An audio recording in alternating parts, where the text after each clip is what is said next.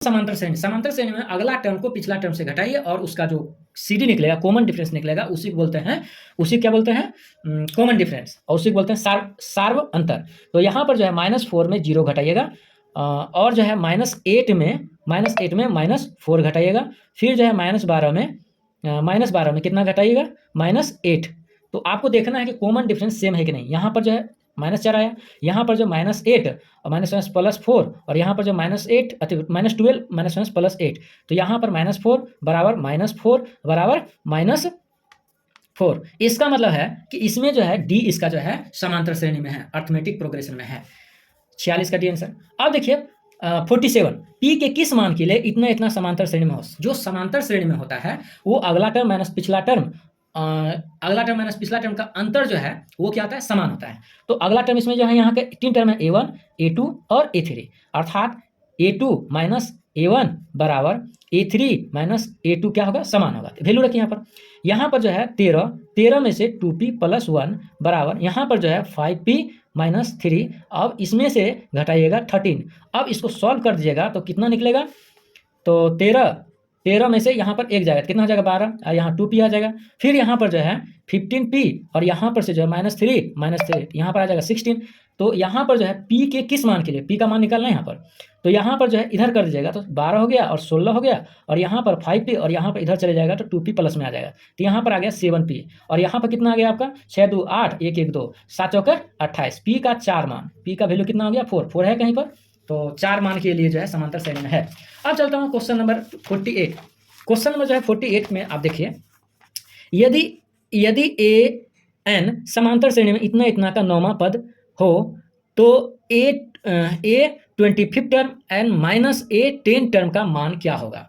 तो समांतर श्रेणी में an समांतर श्रेणी, यदि an is the nth term of the AP इतना इतना, तो यहाँ पर देखिए A1 है, A2 है, A3 है और A4 इस तरह से। तो ये दोनों का डिफरेंस निकाले, A2 - A1, तो यहाँ पर कितना हो गया 5, A3 - A2 यानी अगला में से पिछला टर्म को घटाइए, तो 13 में से 8 गया तो ये हो गया 5, ये भी हो गया 5। इसका मतलब हो गया कॉमन डिफरेंस जो है इसका 5 हो गया। फिर जो है कॉमन डिफरेंस कितना हो गया, 5 हो गया। पहला टर्म क्या हो गया, A जो है A1 कितना हो गया 3 हो गया। आपको क्या कहता है कि A25, तो n बराबर जानते हैं ना, a + n-1 × d।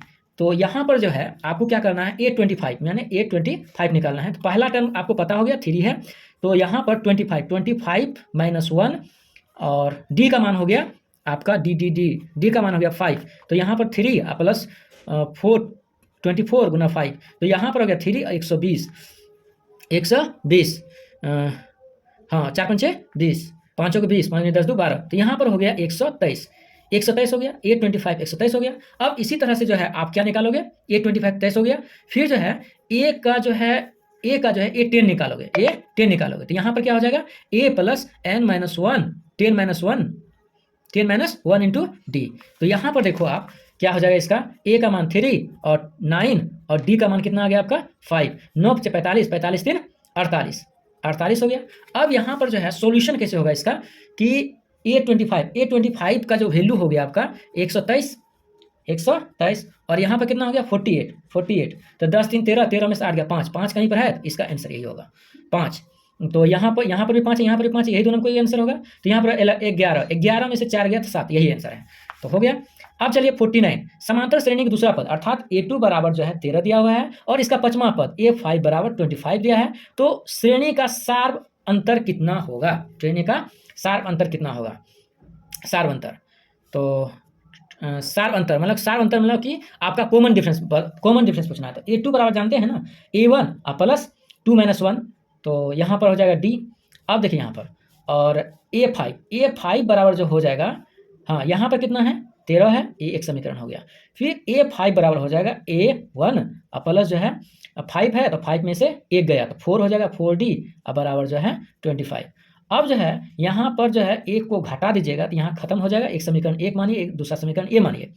A1 + D बराबर 13 और दूसरा समीकरण A1 + 4D बराबर 25। तो आप जो है यहाँ पर घटाओगे तो 3D आएगा, और ये दोनों को जो है घटाओगे तो 25 में से 13 जाएगा, तो यहाँ पर कितना आ जाएगा 5 में से 3 गया 2 बचा, और यहाँ 2 में से 1 गया तो 1 बचा, माइनस में माइनस कैंसिल, 3 चौके 12। तो कॉमन डिफरेंस पूछ रहा है तो यही करना था, कॉमन डिफरेंस 4 कहीं पर है आंसर, तो ये हो गया बी नंबर 4। फिर जो है यदि समांतर श्रेणी के प्रथम n पदों का योग इतना है तो समांतर श्रेणी का सार अंतर कितना होगा। सार अंतर तो प्रथम पदों के योग, तो यहाँ पर S1 बराबर जो है A1 ही होगा। तो चलिए A1 ज्ञात करते हैं। तो यहाँ पर जो है यहाँ पर दिया है Sn बराबर 5n माइनस एन स्क्वायर, और जब 1 रखेंगे n की जगह पर तो A1 निकलेगा, और A1 कितना निकलेगा 5 इंटू 1 माइनस 1 का स्क्वायर, तो 5 में से 1 गया 4, तो A1 निकला 4।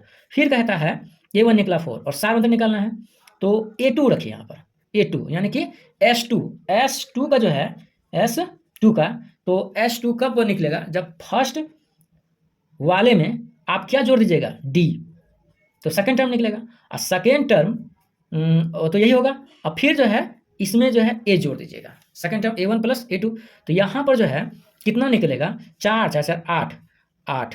अच्छा सेकेंड टर्म देखिए, सेकेंड एडिशन कितना होगा n पदों का, तो n पदों का तो S2 बराबर इसी पर जो वैल्यू रखिए 2, 5 दूनी कितना हो जाएगा 10 और जो है 2 का स्क्वायर, तो 10 माइनस 4 कितना आ गया 6, S2 का मान 6।